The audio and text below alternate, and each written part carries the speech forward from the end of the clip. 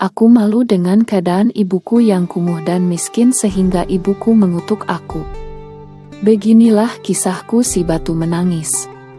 Pada zaman dahulu kala, di atas sebuah bukit kecil yang jauh dari pemukiman penduduk, di daerah Kalimantan Barat hiduplah seorang janda yang sangat miskin bersama seorang anak gadisnya yang bernama Darmi. Itu aku.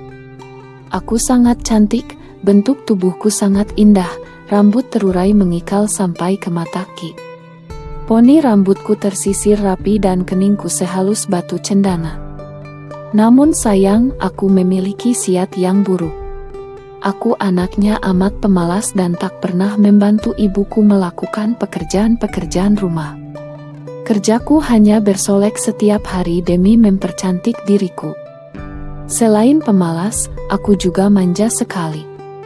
Segala permintaanku harus dituruti. Setiap kali aku meminta sesuatu kepada ibu harus dikabulkan, tanpa memperdulikan keadaan ibuku yang miskin, yang setiap hari harus membanting tulang mencari sesuap nasi untuk kami berdua. Pada suatu hari, aku diajak ibuku turun ke desa untuk berbelanja. Letak pasar desa itu amat jauh, sehingga kami harus berjalan kaki yang cukup melelahkan. Aku berjalan melenggang dengan memakai pakaian yang bagus dan bersolek agar orang di jalan yang melihatku nanti akan mengagumi kecantikanku. Sementara ibuku, aku menyuruhnya berjalan di belakangku sambil membawa keranjang dengan pakaian sangat dekil. Karena kami hidup di tempat terpencil, tak seorang pun mengetahui bahwa kami yang berjalan itu adalah ibu dan anak. Ketika kami mulai memasuki desa, orang-orang desa mengenai kami. Mereka begitu terpesona melihat kecantikanku, terutama para pemuda desa yang tak puas-puasnya mandang wajahku.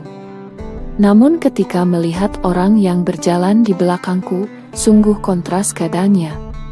Hal itu pun membuat orang bertanya-tanya. Di antara orang yang melihatnya itu, seorang pemuda mendekati dan bertanya kepadaku. "Hai, gadis cantik. Apakah yang berjalan di belakang itu ibumu?" Tanyanya. "Bukan," kataku dengan angkuh.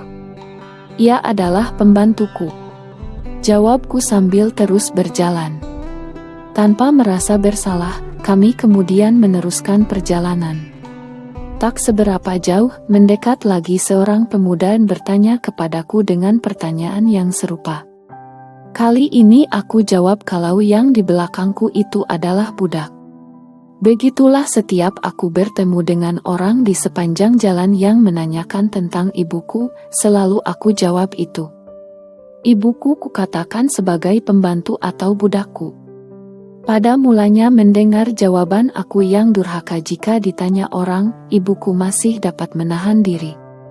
Namun setelah berulang kali didengarnya jawabannya sama dan yang amat menyakitkan hati, akhirnya ibuku yang malang itu tak dapat menahan diri.